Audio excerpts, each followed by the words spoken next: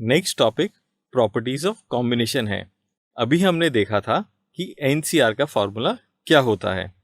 अब यदि R is equal to N हो तब N ऑब्जेक्ट्स में से N ऑब्जेक्ट्स को लेकर बनने वाले टोटल ग्रुप्स 1 के इक्वल होंगे, अर्थात सभी N ऑब्जेक्ट्स को लेकर केवल एक ही ग्रुप बना सकते हैं। इसी प्रकार यदि R इज इक्वल टू 0 हो तब N ऑब्जेक्ट्स में से 0 ऑब्जेक्ट्स अर्थात किसी भी ऑब्जेक्ट को चूज ना करके बनाने वाले ग्रुप्स भी 1 के इक्वल होंगे।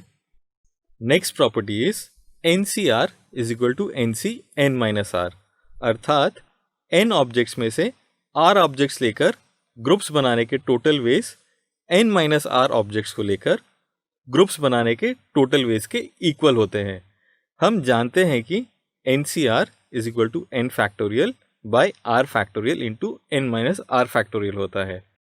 यहाँ हम इस R को N माइनस R लिख सकते हैं, जिसे सॉल्व करने पर हमें R ही मिलता है।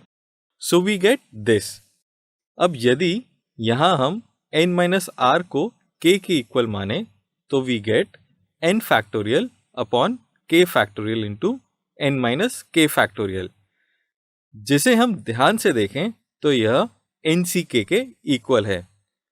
अब वापस से K is equal to N minus R लिखें तो हमें NC N माइनस R प्राप्त होता है।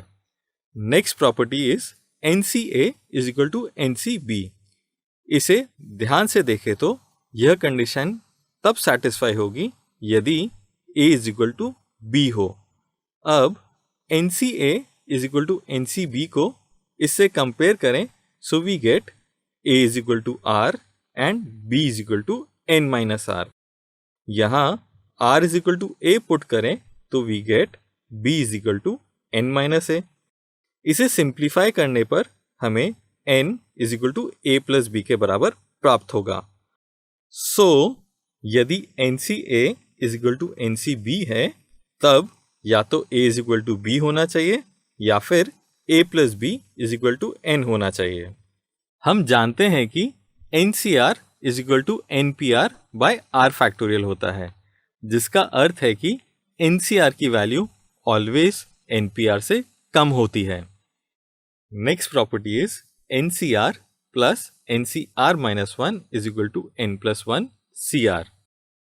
इसे आप खुद से प्रूव कर सकते हैं, जिसमें LHS में आपको NCR एंड NCR माइनस 1 की वैल्यू सब्स्टिट्यूट करनी है और उसको final output N plus 1 CR के बराबर प्रूफ करना है।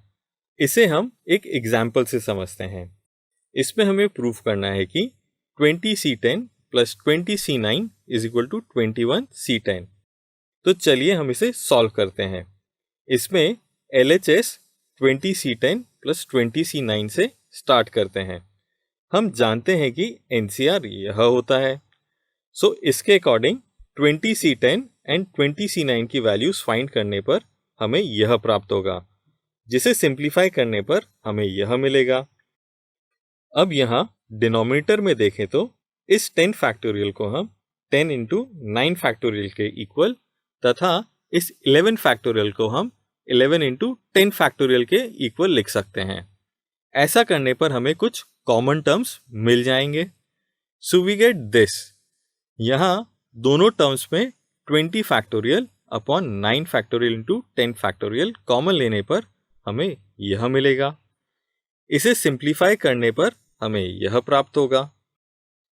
अब इसमें टर्म्स को रीअरेंज करने पर इस प्रकार से लिख सकते हैं, जो कि 21 factorial upon 10 factorial into 11 factorial के इक्वल है।